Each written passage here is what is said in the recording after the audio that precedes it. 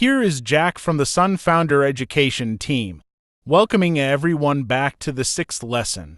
Let's go over the last lesson's challenge before starting the course. Modify the program from last lesson to use two variables to control the on and off duration of the LED. Open the code from the previous lesson. We first use a variable to control the duration of the LED on. Delete the delay time variable and create a new variable called Light-on-time. Assign a value of 2000. Then write a comment after it. / the duration of the onboard LED on. Then use another variable to control the duration of the onboard LED off. Declare another variable named Light-off-time, assign a value of 500. Additionally, add a comment after it. / the duration of the onboard LED off. After declaring the variables, change the parameter in the loop function. Change the parameter in the first delay function to the variable Light-on-time. The parameter in the second delay function change to Light-off-time. When writing code, pay attention to the case of variable names to prevent errors. Upload the code to see the effect. After uploading, you can see that the onboard LED lights up for a long time and goes out for a short time. Now let's start today's lesson, in which I will lead you to learn about LED circuits. First of all, I want to tell you that we're splitting up what we're going to do about LED circuits into 2 videos. That means there will be another video after this one, and it would be better to learn these 2 lessons together. So I suggest you plan your time to finish studying this video and study the next one back to back. In this lesson, we won't use the onboard LED of the Arduino board. We will use another LED and build a circuit with the Arduino board and other electronic components. This lesson will be divided into 3 main parts: Electronic Circuit Basics, LED Basics, and LED Circuits. The Electronic Circuit Basics section will cover concepts such as circuit diagrams, current, voltage, and resistance. After learning these concepts, you will get to know LEDs and learn about some of their characteristics. Finally, I will give you a detailed explanation of the LED circuit for this project. Let's start with a demo video. The LED lights up for a second, goes off for a second, and repeats, showing a blinking effect. And yes, this is also an LED. Although it looks different from the Arduino board's onboard LED, they are essentially the same. Such a simple circle, which we call a circuit. The Arduino board provides power, and as we learned earlier, it can be programmed to blink the LED. To understand this circuits, you need some basic knowledge of circuits, and we will graph the LED circuit to start with circuit diagrams. A circuit diagram is a graphical representation of an electrical circuit, using standardized symbols to represent the components and interconnections of the circuit. Circuit diagrams are generally used to design circuits. This is the circuit diagram of the LED circuit in the video, and it corresponds to the LED circuit one by one. There are 5 parts: LED, resistor, wire, power supply, and switch. The Arduino board is equivalent to a power supply and a switch. And what makes a circuit and what makes an LED light up is that inside the circuit there are actually something happening that we can't see. How to understand the circuit? I'll explain some basic concepts about circuits by using some analogies, which may not always fit the circuit perfectly but can help you understand the concepts. First of all, a circuit requires a power supply. We use 2 lines, one long and one short, to represent the power supply.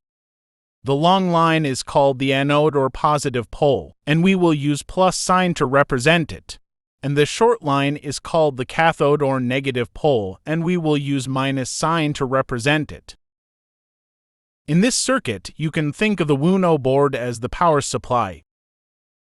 Starting from the positive pole, that is, the side of the long line segment, along these thin lines, and then returning to the side of the short line segment, that is, the negative pole. A closed circuit is formed. When I say close and closed circuit, I mean that in this circuit there is no break between the cathode and the anode. In this closed circuit, there will be electricity flowing in this direction, which we call current. Perhaps you can imagine that electricity flows like water. Of course, all this does not happen for no reason. There is a force that drives the current. You can imagine that the power supply has a force or magic that keeps the current flowing from the positive pole to the negative pole. And this kind of force or magic is voltage. Voltage drives current. From the anode of the power supply to the cathode, current flows through the wire, the resistor, and the lead. Throughout the circuit, you can see wires. What are the wires used for? Here we need to mention a concept, the ability of substances to conduct electricity, and we call it conductivity. Some substances have strong electrical conductivity, and current can easily pass through them, which are called conductors, such as wires. The opposite of conductance is resistance. Some substances are less likely to pass current than others, and these are known as resistors. If a substance has a strong resistance, meaning that it can barely conduct current, we call it an insulator, such as dry air. So we learned three key concepts: voltage, current, and resistance. Voltage drives current. Current flows like water in circuit. Resistance impedes current. These three concepts interact with each other in the circuit and show a certain regularity. In the 19th century, there was a man named Ohm who discovered a law in many experiments. The current passing through a certain conductor is proportional to the voltage across the conductor and inversely proportional to the resistance of the conductor. Using I for current, B for voltage, and R for resistance, we can obtain usual mathematical equation that describes this relationship. I equals V divided by R. The unit of current is ampere, the unit of voltage is volt, and the unit of resistance is ohm. These units are used to honor the physicists who associated with these physical concepts, and this formula is known as Ohm's law. As we mentioned before, the resistance makes it difficult for the current to pass through the circuit. Through Ohm's law, we can also conclude that when the resistance increases, the current will become smaller. So, why do we even add a resistor to this circuit? What is it used for? A quick explanation is that it is used to protect the LED. As for why we need to do this and how is it done with the resistor, we need to learn a few things about LED first. LED, also known as light-emitting diode, is a commonly used light-emitting device which is widely used in the field of lighting. For example, household LED lights, LED street lights, LED displayers, etc. In the SunFounder 3-in-1 kit, you can also see different colors of LED. This is the LED used in the video. If you have an LED, take it out and observe. It has two pins, one long and one short. We use the length of the pin to distinguish the anode and cathode of the LED. The long one is the anode and the short one is the cathode. When the LED is lit, the current flows in from the long pin of the LED and out from the short pin. Back to the LED circuit diagram. In the circuit diagram, we use this symbol to indicate the LED. One end of the triangle is the positive pole, and one end of the vertical line is the negative pole. The positive pole is the anode, and the negative pole is the cathode. Why do I keep emphasizing the anode and cathode of LEDs? Because LEDs only allow current to flow from positive to negative, not from negative to positive.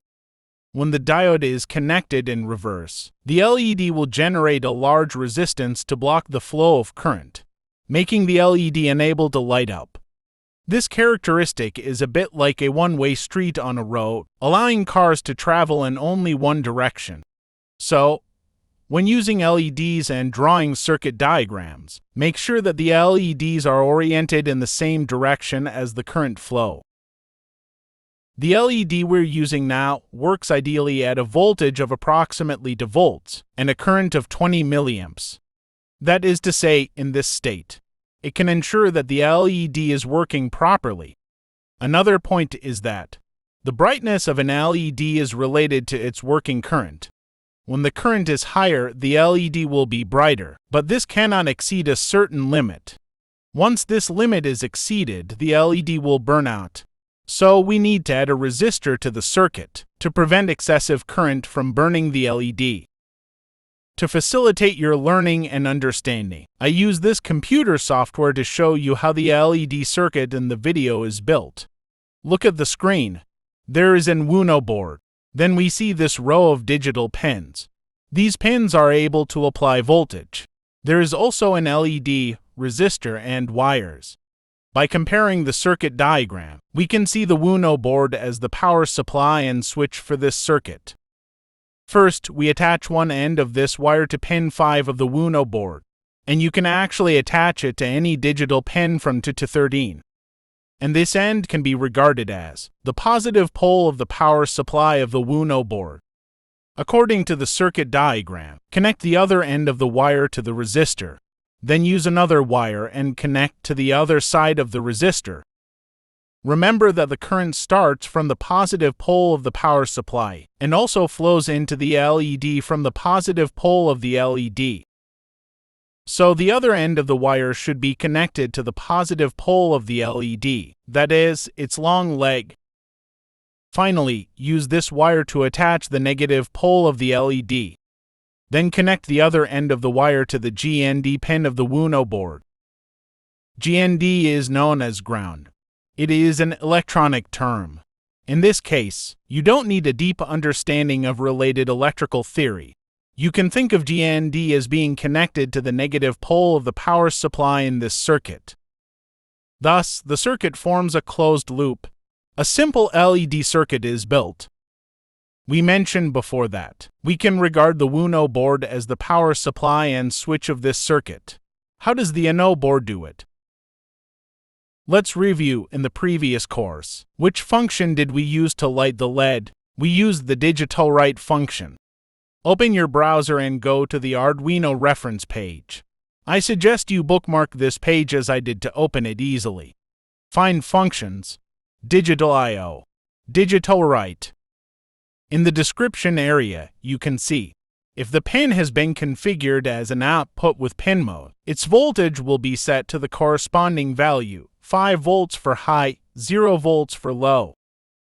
So by using the digital write function, we can apply voltage to the specified pin.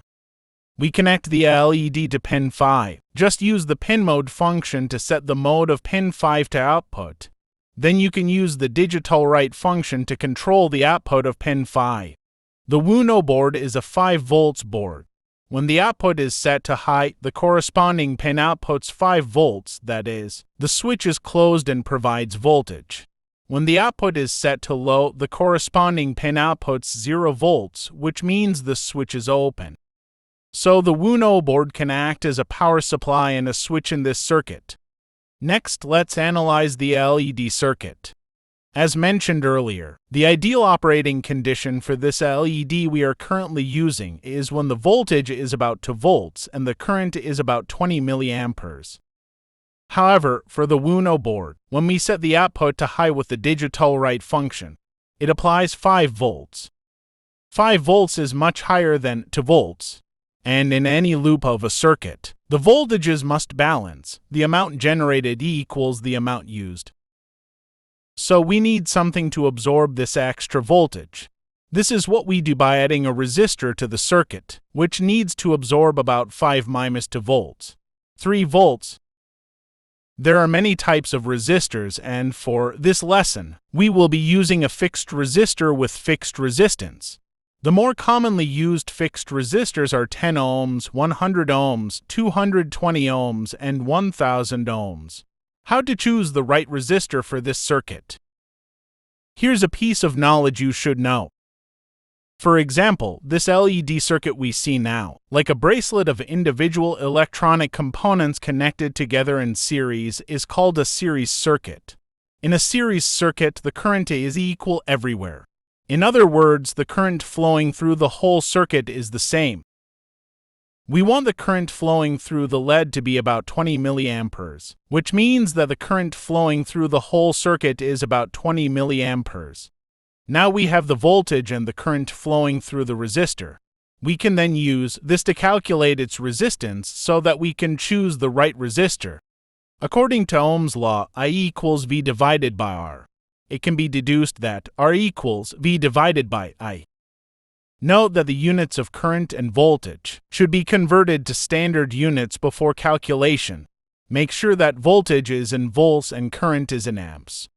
20 milliampere is equal to 0.0 to ampere. 3 divided by 0.02 is equal to 150. The resistance is calculated to be 150 ohms. If you have purchased a SunFounder 3-in-1 learning kit or other learning kits, usually there may not be a 150 ohm resistor but 220 ohm and 100 ohm resistors. But you don't need to worry.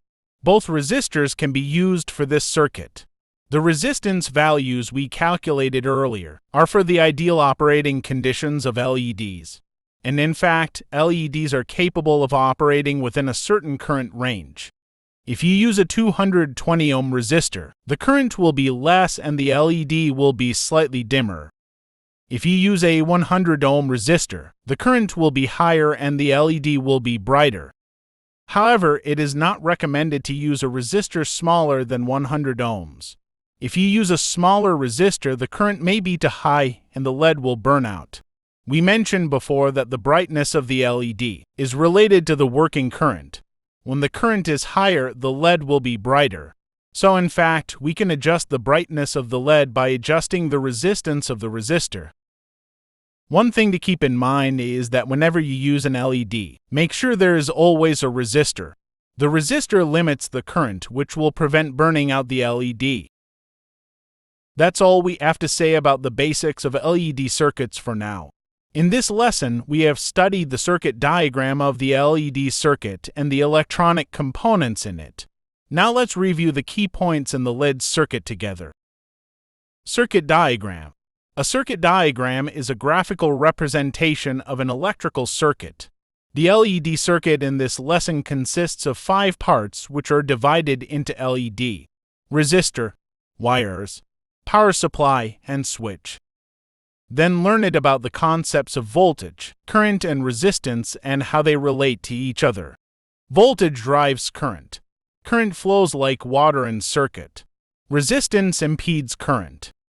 There is a lot of content in this lesson, and when you finish watching this video, you may not be able to remember it all. We don't expect you to be able to understand everything in this video right now. We expect you to know what an electric circuit is, and to have established the concepts of voltage, current, and resistance. In addition, we would like you to understand how they correspond to each other. As for their definitions and deeper principles, you can do further reading if you are interested. We won't dig too deep into theory because we expect you to start experimenting and learning by doing as soon as possible. Regarding the LED circuit, we divided it into 2 videos. In the next video, you'll learn about breadboards, which are great helpers for building circuits, and start building LED circuits. Hang in there, finish this video, work hard, and learn the next video together. I'm waiting for you at next video. Don't keep me waiting too long. See you in the next video.